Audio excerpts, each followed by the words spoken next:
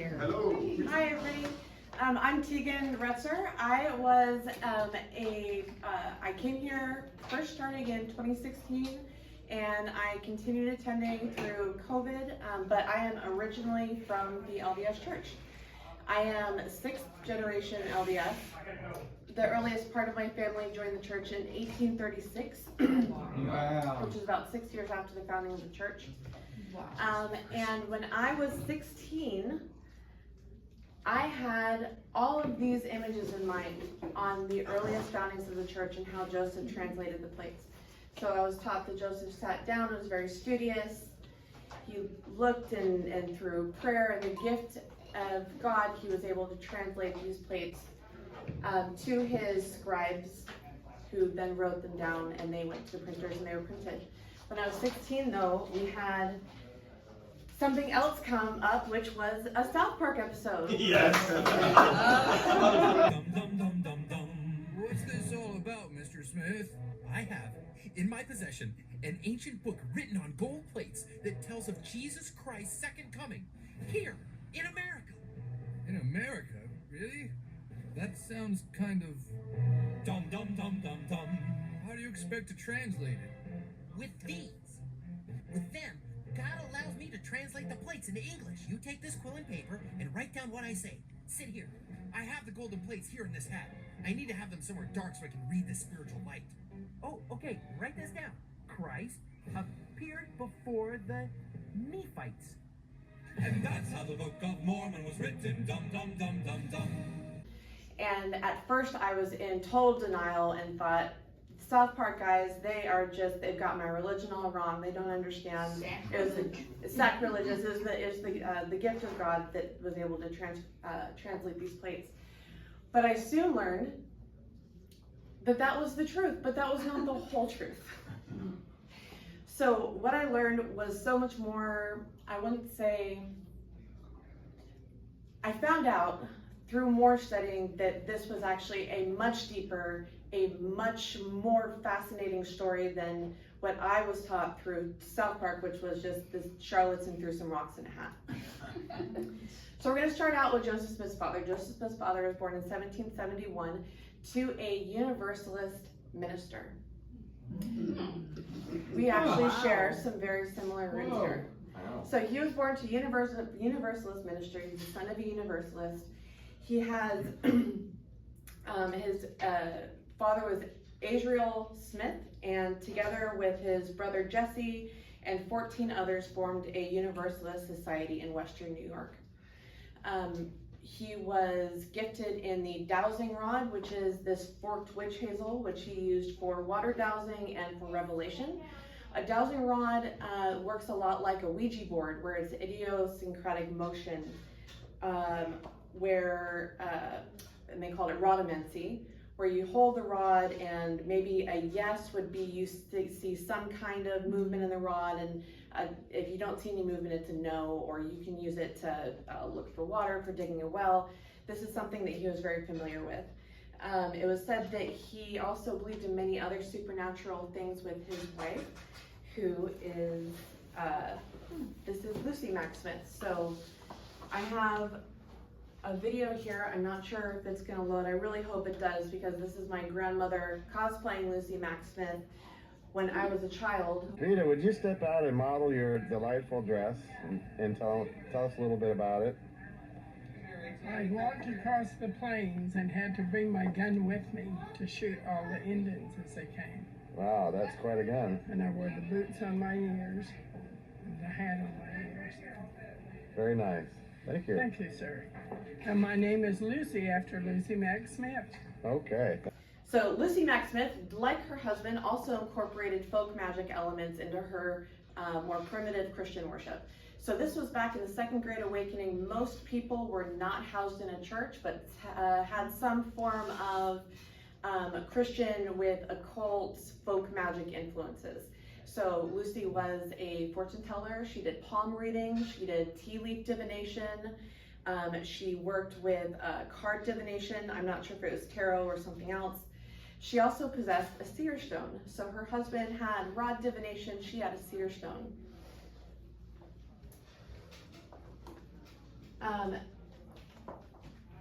When we asked Lucy what her actual feelings were about, were you more of a Christian or were you more into folk magic? This was much later in a reminiscence that she had.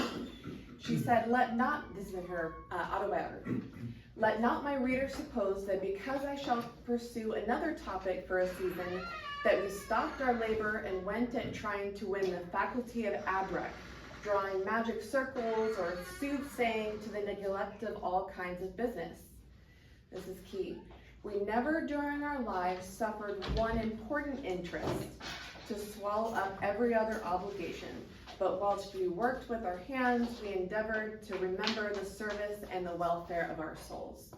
And so right from the start, we understand that Lucy Mack Smith was incorporating early folk magic into her religious home. And so Joseph was raised by a Universalist father and a Presbyterian, but not the kind of Presbyterian that you and I would really know so well. Joseph Smith, from the beginning, I was taught that he was called by God. I did not understand that back in Vermont, back in these early days, that he was said to be called by God from the moment he was born, because he was born in the call. They said that he was born in the call, and they called it having a veil over your face. Mm-hmm. And so having a veil over your face that you can rip will let you know the natures of God. And so back from the very beginning, when he was born, Joseph Sr. said that he desired to have a stone for his son by which he would see all over the world. So he was born as a third son to this family, but already has these leanings of being a prophet right from the very start. This was something that he was called by God into, is how his family saw it. So between the ages of 11 and 13, Joseph started following his father's example and using divining rods. He started digging for wells, and something that was very popular back then in English folk magic, because they said that earlier prophets like Adam and Abraham had angelical stones, which provided apparitions of angels, and that you can converse with them through dreams and other revelations through your stone.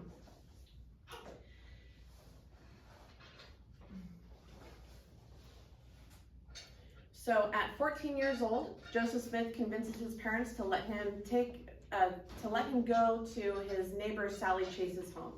Sally Chase has a green cedar stone. She's in her 20s, a little bit older than Joseph, and she is going to teach him how to use this cedar stone. Now, back when we're talking about using cedar stones and divining rods, the way that you learned these things is from other people who already had them. And so she instructed Joseph, this is how it works. You put the stone in your hat. You can use my stone. We already know it has magical powers, and if you're the prophet that you say you are, or at least the seer, excuse me, I'm going to use the word seer. If you're the seer that you say you are, you should be able to put your head in a hat, and you should be able to find your own stone. So she showed him how to put his head in his hat. He said that he found his stone. It was white, luminous, and dazzled his eyes, and he went off to go and get it. So this was how he found his first stone, was by looking in Sally Chase's neighboring seer's hat. Now, what were they using these stones for? Now, this was back when Captain Kidd was very popular. He was having his own little adventure pamphlets. Captain Kidd was a British pirate hunter who, when hanging off the coast of Madagascar by the Isles of the Grand Comoro Islands, pirates would hang out in these isles, and when trader ships had to go through this Mozambique Strait, they would go through, and the pirates would board their ship, take all of their belongings, and then sail off. So Captain Kidd was over there. He found all of these riches and treasures. He came back to Boston, but by the time he came back to Boston, he had no treasures. He was put to death for being a pirate, and we don't know where all of these treasures are, and that became this big treasure hunt that swept the eastern United States all over the coast. And what we find from Joseph is that his theory was that Captain Kidd sent a ship up the Susquehanna River. And so up the Susquehanna River, going through Pennsylvania and New York, he started looking at treasure digs up there that he would use the seer stone for. Now, typically, how these treasure digs would work is that the treasure seer would put the rock in his hat, say, I believe that the treasure is over here, We need to get a group together. Whoever owned the land needed to pay them for their monthly wages. Sometimes these digs would take weeks or even months. This is not just, I think treasure's right here, let's grab some shovels. These were digs that were 30 feet across, 10 feet down, or they would go into hills, where we're gonna look at here. So in this early time, many of the early settlers were wondering, what on earth are these giant earthworks, right? Are they burial mounds? Are they treasure mounds? What are inside of these things that these ancient peoples had built? Because the Native Americans at the time, they were not associated with these Indian mounds. These were something that was prior to the Native Americans that were living on the land when the settlers got there. And so just like when Napoleon went to Egypt and he found these big earthworks, and he found all these ancient artifacts and gold, and it was Egyptian mania back then, finding all of these things, and treasure looting was part of it. And so between the rumors of Captain Kidd's treasure going up and down the Susquehanna, and also these, honestly, millions of small mounds that were all over the eastern United States, people thought that there was going to be treasure that they could find. So this is the longest quote that I have, but it shows exactly how these treasure digs would happen. So this is a Smith family dagger that were used to draw these circles. And this is from William Stafford, an affidavit that was, I believe, from 1840. So Joseph Smith Sr., Joseph Smith, the seer's father, came to me one night and told me that Joseph Jr. had been looking in his glass and had seen not many rods from his house, 2 or 3 kegs of gold and silver, some feet under the surface of the earth, and that none others but the elder Joseph and myself could get them. I accordingly consented to go, and early in the evening repaired to the place of deposit. Joseph Sr. first made a circle 12 or 14 feet in diameter. This circle, said he, contains the treasure. Then he stuck in the ground a row of witch hazel sticks around the said circle for the purpose of keeping off the evil spirit. Within the circle, he made another of about 8 or 10 feet in diameter, and he walked around round 3 times on the periphery of this last circle, muttering to himself something which I could not understand, probably because it was in Latin. He next struck a steel rod in the center of the circles, and then enjoined profound silence upon us, lest we should arouse the evil spirit who had charge of these treasures. After we had dug a trench about 5 feet in depth around the rod, the old man, by signs and motions, asked leave of absence and went to the house to inquire of young Joseph the cause of our disappointment.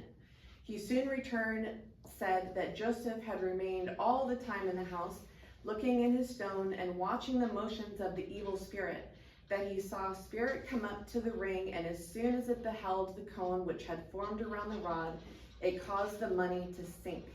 We then went into the house, and the old man observed that we had been made a mistake in the commencement of the operation.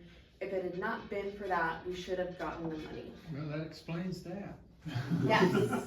And so in these treasure digs, of course, no treasure was ever found. This is not a thing. These were Right. burial mounds. These were not treasure mounds. There were not kegs of gold and silver.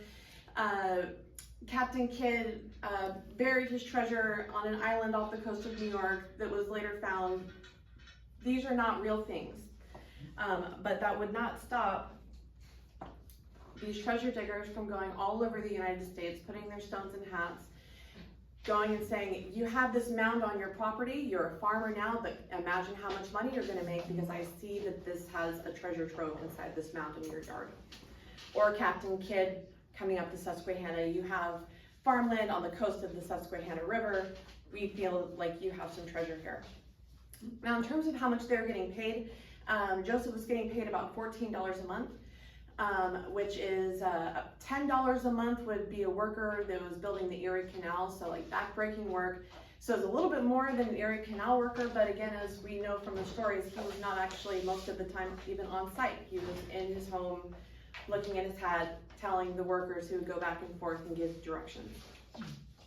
So on one day in 1822, Joseph Smith and his treasure-seeking friends were on a hill that would later be known as the Hill Cumorah.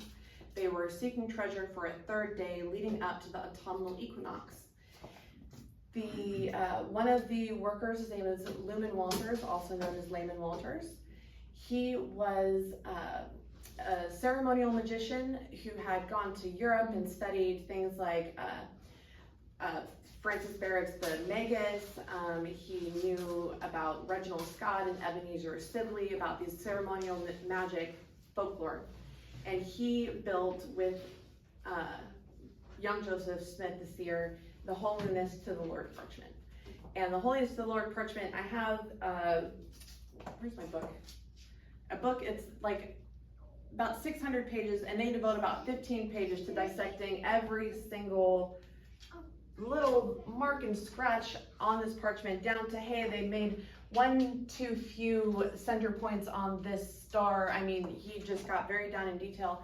And because we know that from this, we know what year it was, it could be one of 6 different years, but we also knew that it had to have been on a full moon in September on an autumn equinox, and so we know that this was September 22nd, 1822, which is something that LDS would know very, very well, as this was the night that Moroni came and visited young Joseph Smith the seer in his home. So the Holiness of the Lord parchment was created to conjure a good spirit in connection with treasure seeking. That was the purpose of the parchment. And Joseph used this parchment to seek the treasure on the hill Cumorah, and then late that night, sometime around 11 o'clock or midnight, he is visited by the angel Moroni, who says that there are plates of gold that are on this hill.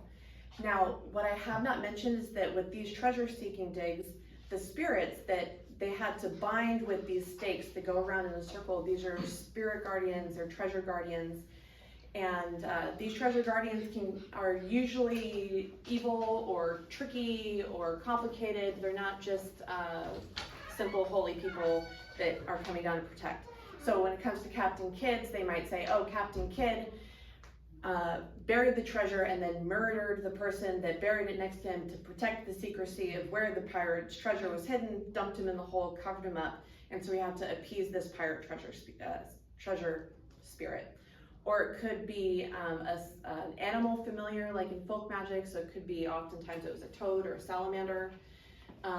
Not very often, but sometimes it was a benevolent spirit who was keeping the treasure safe, and they would have very long lists of directions that you'd have to go through, and if you didn't follow the directions to a T, you didn't get the treasure, which is why it's always blame reversal. We have to blame the diggers for breaking the seal of silence, or for not saying the magic words right, or for putting dirt where it wasn't supposed to be. Always blame reversal on the actual diggers on why we didn't get the treasure.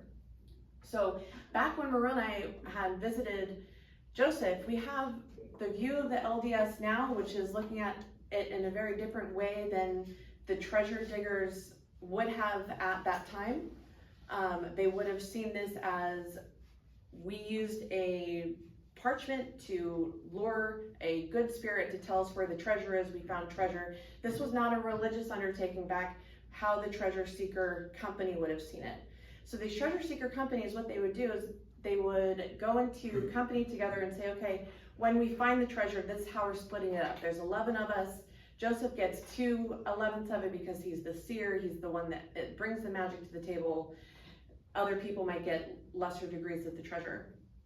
And so as they would have seen it back then, this was a treasure guardian telling them of the treasure, and that's when it started to set the divide between Joseph and these treasure seekers, because Joseph saw this as a much different kind of religious experience, where these were going to be golden plates of an ancient people that he needed in order to translate, but the rest of his group would have seen this as, this is a treasure guardian that we need to conquer to get the treasure. So this is the hill Cumorah, where they were digging. It is a giant man-made earthwork. There's a comic, or not a comic book, there's a graphic novel by Mark Elwood called The Glass Slicker. And in The Glass Slicker, he has hundreds of tales of all of these treasure digs that young Joseph went on. He didn't go on hundreds of treasure digs, but there are hundreds of stories from these treasure digs. And so he has illustrated the earliest descriptions of what the angel Moroni looked like, which is definitely not anything that I had seen when I was growing up. The angel Moroni tells Joseph about a set of gold plates buried in an Indian mound over the hill. At the time, Moroni did not have a name. When he was first discussed, he didn't have a name, and the hill Cumorah did not have a name. So according to Smith, he went to the hill Cumorah the next day. He knelt upon it, he took his hat, looked in it, saw where the stone had told him to dig, started digging, and he found a stone box.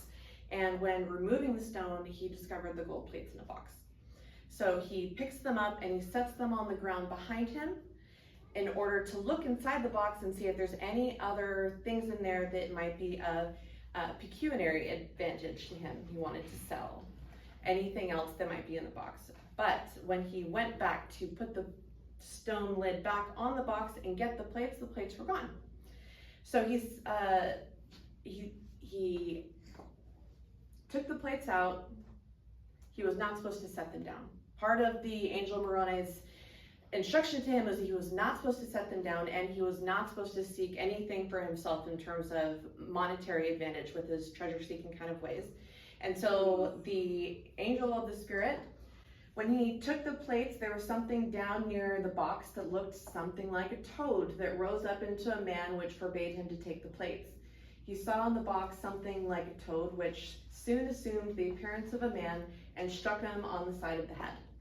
So again, when you look at the LDS, they go, okay, that's a little bit weird. But if you look at the occult treasure-seeking lore, this was completely normal. Completely normal. It's a toad. Yep, toad, totally get it. The toad was mad because he didn't follow the directions, completely struck him on the side of the head. Yep, totally get it. So all of his treasure-seeking friends, all of his family, they were complete believers. This was not strange to them as it would be kind of strange for us to understand it today in the church. So the angel provided further instruction that next year he needed to bring his brother Alvin to the same site, also on the autumnal equinox, in order to get the plates, and he would get them again next year. So this is young Joseph Smith's seer stone. As soon as he got back down the hill, he started using his seer stone in order to read the plates that were on the hill. And his family said that Joseph would describe the appearance of the Nephites, or the ancient people on the records, their modes of dress and warfare, their implements of husbandry, etc., and many things which he had seen in vision. And so starting way back in 1822, this was years before he would actually sit down with his scribe and transcribe all of the events in the Book of Mormon, he was reading the stone, understanding what the book said on the hill, and telling the story of the Nephites, the Lamanites, and all of these stories to his family. This would be the most tragic time in young Joseph's life, because Alvin comes down with a stomach ache and gets medication from his doctor and dies of mercury poisoning from the calomel that he was given for his stomach ache. And so this leads up to my favorite conspiracy theory in all of LDS history. I hope that you guys have seen, or at least remember, Weekend at Bernie's. I'm kind of in a little bit of, I think it was in the early 90s. It's an old movie, but if you remember Weekend at Bernie's, you're gonna love this conspiracy theory. And so Alvin, in his final words to Joseph, says, "Do everything that lays in your power to obtain the records. Be faithful in receiving instructions and keeping every commandment that is given you." Alvin was supposed to be the one that was brought to the hill the following year to get the plates. What are we gonna do? Alvin's dead. This is my favorite conspiracy theory. So Alvin says this: I believe that Alvin had every intent and knowledge that this could be something that he could see out of Sibley or Barrett or out of the Megas, and understanding that you don't have to bring your whole brother, and he doesn't have to be alive. Maybe it was a finger, maybe it was a hand.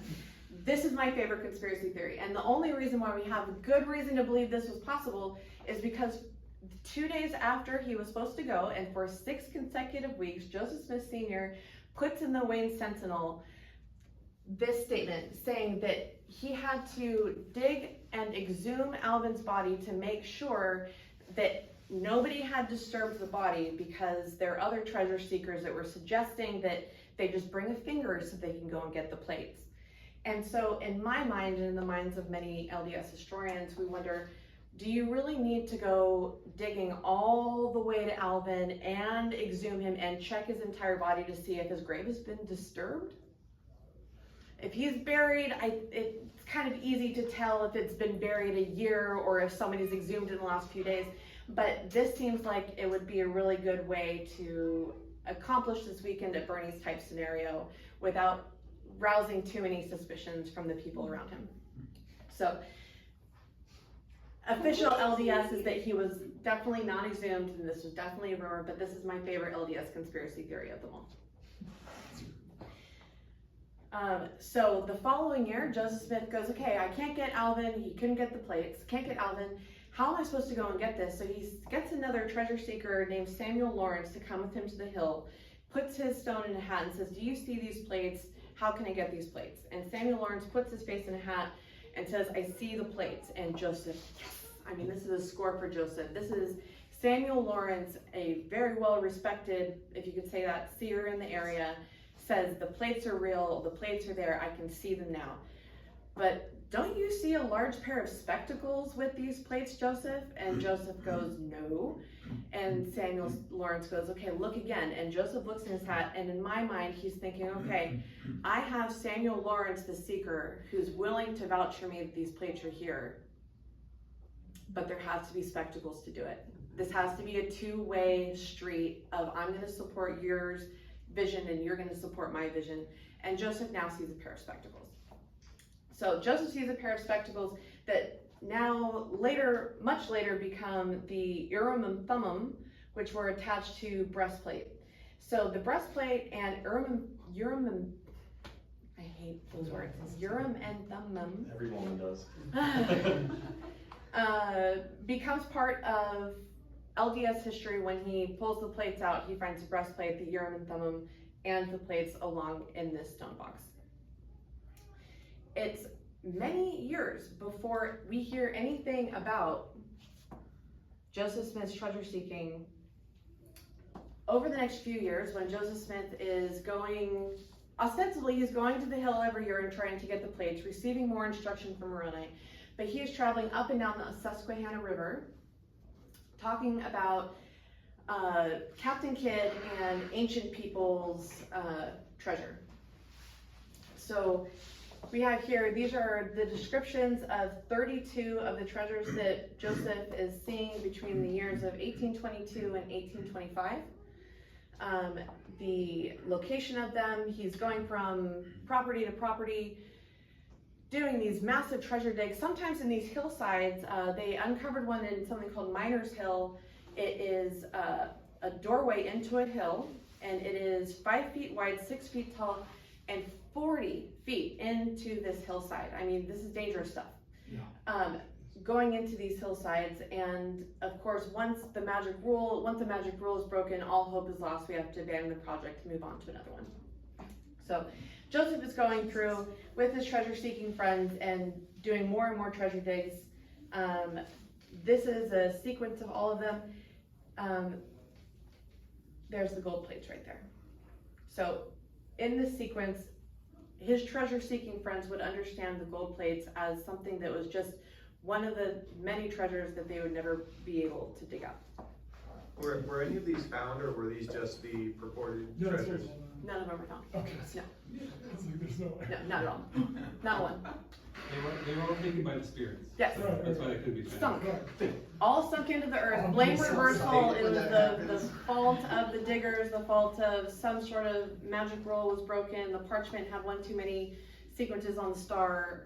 This was, no, they weren't. Yeah. We just need to go back and dig deeper. That was another thing, is that we gotta dig deeper. And then, so he went to this, he went to a place called Josiah Stoll, and he was digging on Josiah Stoll, looking for a Spanish silver mine. After the treasure slipped, we have to go and dig further up the river or further down over here. After the 5th time of picking up and doing these large-scale excavations by hand, Josiah Stoll's nephew went to court and sued Joseph for being a fraud. Went to court and said, look, my uncle has a lot of money. Joseph has figured this out. He's obviously fraudulent, and so he went to court and was tried as a glasslicker. So this New York law provided punishment for this with a disorderly conduct or disorderly person. The definition included jugglers, which are at the time they're conjurers, so people that conjured spirits. Jugglers, diviners, and those pretending to have skill in discovering lost goods. So several of these witnesses spoke in Joseph's favor. Jonathan Thompson said that he was digging with the seer in pursuit of a chest of money. Thompson said he stuck his spade upon probably the chest, but on account of the enchantment, the trunk kept settling away from under them while they were digging, and the money was not found. So this was done in support of young Joseph's abilities. Stoll similarly described a dig in which the money moved down into the earth. I should mention, the idea of treasure moving down into the earth is also not something that's not in the Book of Mormon. So in the Book of Helaman and in the Words of Mormon, we talk about slippery treasure on account of people's iniquity, that people will bury their treasure and not be able to find it because of their wickedness. So Joseph's defense at the trial was that he was not pretending. He was the real deal. He showed his court the stone. He admitted to being a glasslicker for the previous 3 years. The court took his defense as a confession and found him guilty. There is some, he was 19. It looked like the judge kind of understood that he was a 19-year-old treasure seeker. These statutes were like spitting on the sidewalk level of severity and weren't really enforced unless someone actually came to them with a complaint. But since in this case, the complainant was the nephew, didn't really have standing because it's not his money, he was escorted off, and from what it looks like was just asked not to return to the county for 6 months. So Joseph Smith and his family come back to their home. Their home, remember when Max Smith was talking and saying that we would never once ignore something important just to practice magic. Well, while they were gone at the Stolls doing a treasure dig, they lost the house. So they lost the house. Joseph and his family come home, or Joseph and his dad come home from this treasure dig. It's a failed treasure dig. They've lost the home, and Joseph is taken to court as fraud. They are at the point where used car salesman is not something that they would even be eligible to do. They were seen as frauds. It was a very, very, besides for Alvin's death, it was a very dark time for the Smith family.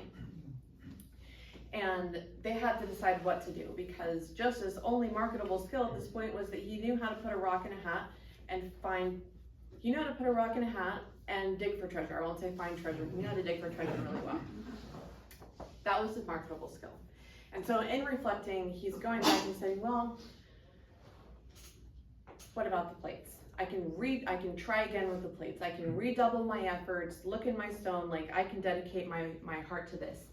I did want to read that on the slide before, this was his father's words that he said to the judge. He said, he and his son were mortified that this wonderful power which God had so miraculously given Joseph should be used only in search of filthy lucre. And Joseph Smith Sr. added that he wished his heavenly Father was to manifest his will concerning his marvelous power.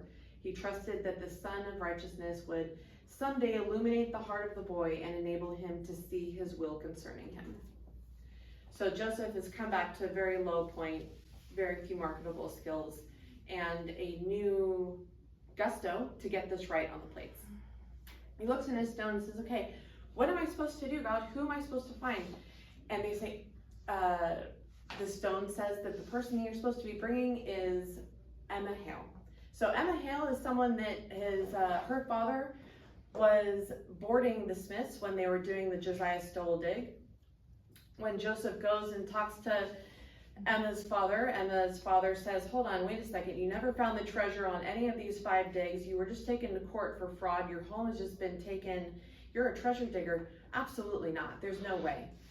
Refuses him twice. Joseph goes home, but the stone still says, Emma needs to be your wife. And she, at this point, she believes in the stone, she believes in the treasure digs, and she believes that Joseph needs to get these plates. And so Joseph convinces a friend of his that there is more treasure on the Susquehanna River, convinces his friend to give him a lift up to do this new Susquehanna dig, and goes over. They throw it seems like there's some sort of get together while Emma's father is out of town. So Emma comes over to this home and visits. Joseph happens to be there. Emma is quoted in saying, when I woke up that morning, I did not plan to be married, but that's how it happened. So she sees Joseph in this house, and this, I truly do believe this was young love. They really, truly, their relationship was beautiful and lovely, and they loved each other very much. But Daddy, I love him, was kind of the deal here. So they go off and they go back to the same county in which Joseph had been tried just over 6 months prior for being fraudulent, and they get married. They return back to Joseph Smith's home, and they decide that they're going to follow these directions, every last single one of them. And so the directions are dress in all black, black carriage, black horse, go up into the hill, go and get the plates. So as Emma's describing this, they go up to the hill. Here's the spot where we're supposed to dig to get to the box. Okay, all accounts say that Emma turned her back, knelt on the floor, and prayed while Joseph picked up the plates. The stone and Moroni said that the plates were not ready to go back down the hill, but needed to be concealed into a log on the hill. And so the young couple returned to the carriage and go home with saying, we retrieved the plates, they're in a log. No, I did not see them, but now we can actually commence translation because the angel of the Lord has given us the plates. So they come back to the home. This is where Lucy Mack Smith comes back into the picture. She says that her son came home very disappointed, looks very forlorn. He doesn't want the whole neighborhood to know, all the treasure seekers, that he's just found these gold plates. It would put his family in an incredibly dangerous position to be known that they had finally retrieved these plates. So Joseph Smith comes in very forlorn and defeated, asks to see his mother in the other room. He comes out and he hands her a bundle of napkins, says you can't open them to see what's inside, but you can feel, and she feels a large pair of spectacles. Here is the Urim and Thummim that Samuel Lawrence saw in his glass, and she says, okay, now I know it's real. Now I know we have the plates. And so he sits down, and that's how the story of how they got off the plates. And so they're living in this tiny, tiny house with all of Joseph's siblings, and he's the first married one. Lucy and Emma get along famously well, but it's a lot. It's a lot. And so during this time, the treasure seekers are breaking into the house, they're breaking into, they're storming the hill, they're being persecuted. They're not being persecuted for their beliefs, they're being persecuted by treasure diggers who, by contract, and I have to give them a lot of respect, because they have a contract that says anything that these people find is ours, and they're trying to abide by this contract. So they're being persecuted at this point. And they said, well, why don't we go back to Pennsylvania? You know, my daddy's house was so nice. It boarded so many people, and he's lovely. I'm sure he'll take you back just fine. So they go on the wagon, they hide the plates in a bag of beans, and they go up to they go up to Emma Hill's father's house. Here's where some accounts differ. Some accounts say, one account in particular, is from Joseph Smith's father, Emma Hill's father. Mr. Hill says that Joseph came to me in tears and said, no, I could never see anything out of the stone. It was never real. I was a fraud. I want to turn my life around. I love your daughter. I want to turn my life around. And he says, okay, tearfully, let's go into business. If you want to leave your treasure seeking behind, we'll go into business. And Joseph Smith has a different idea, and that is to translate the plates. So Emma Hill's, can somebody help me out with Emma's father's name? It's not Josiah. I Tan? wish I did. No, you got nothing? Okay. Sorry. Okay, so, he says, okay, if you, these plates, you wanna translate them, this is where you. Isaac Hale, thank you, Google, appreciate that. So Isaac says, okay, you have the plates, show me the plates. So Joseph comes out with a box, a wooden box, says you can't open it, but inside are the plates. And Isaac says, if I can't see them, I don't want them in this house, and you go bury them back on the hill.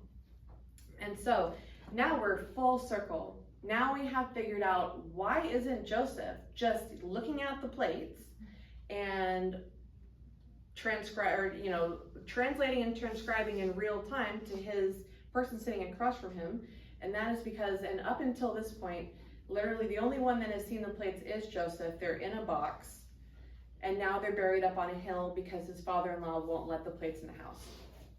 So that was my presentation, is I wanted to give full circle on how this actually happened, showing the South Park episode, which will definitely be cut into the final final video of this. And if I can open it up for questions that I can do my best answering. So.